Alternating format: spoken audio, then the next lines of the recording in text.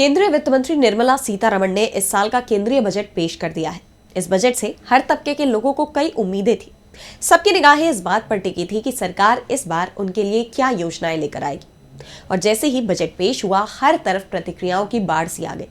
प्रमुख रूप से किसान सरकार से खासे नाराज दिखाई दे रहे हैं और एक बार फिर उन्होंने शक्ति प्रदर्शन की तैयारी शुरू कर दी है।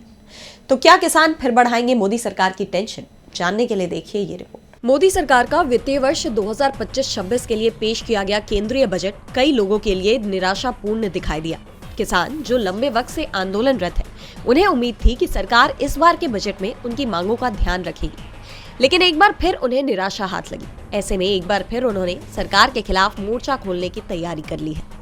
किसानों का कहना है कि उनका संघर्ष 1 साल से चल रहा है, लेकिन एमएसपी की कोई कानूनी गारंटी का जिक्र नहीं किया गया। किसान नेता सरवन सिंह पंधेर ने कहा कि सरकार को लगता है कि उनकी नीति सही है। अगर ऐसा है तो रुपया लगातार क्यों गिर रहा है और अपने सबसे निचले स्तर पर क्यों है? आपको बता दें कि 14 फरवरी को मोदी सरकार ने किसानों को बातचीत के लिए बुलाया है, लेकिन किसानों की कोशिश ये है कि इस बैठक से पहले किसान अपनी पूरी ताकत दिखाए। फसलों के एमएसपी की कानूनी गारंटी समेत 13 मांगों को लेकर शंभू और खनौरी बॉर्डर पर किसानों का संघर्ष लगातार जारी है। खनौरी बॉर्डर पर किसान नेता जगजीत सिंह डल्लेवाल के अनशन को 69 दिन हो गए हैं, लेकिन सरकार की तरफ से अब तक उन्हें कोई भरोसा मिलता नहीं दिख रहा। ऐसे में अब किसानों का फोकस इसी महीने आयोजित होने वाली 3 महापंचायतों पर है। इसके लिए पंजाब, हरियाणा और राजस्थान में लोगों से बैठकें की जा रही है, यानी सरकार के खिलाफ किसान एक बार फिर बड़ा आंदोलन कर सकते हैं।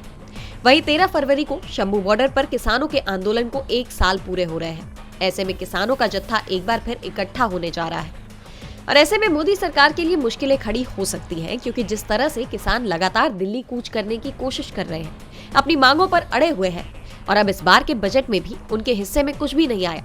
ऐसे में सरकार सवालों से घिरी हुई है। तो अब किसान क्या फैसला करते हैं? क्या सरकार के साथ 14 फरवरी की ये वार्ता सफल होगी? ये देखने वाली बात होगी। डीबी लाइव की रिपोर्ट।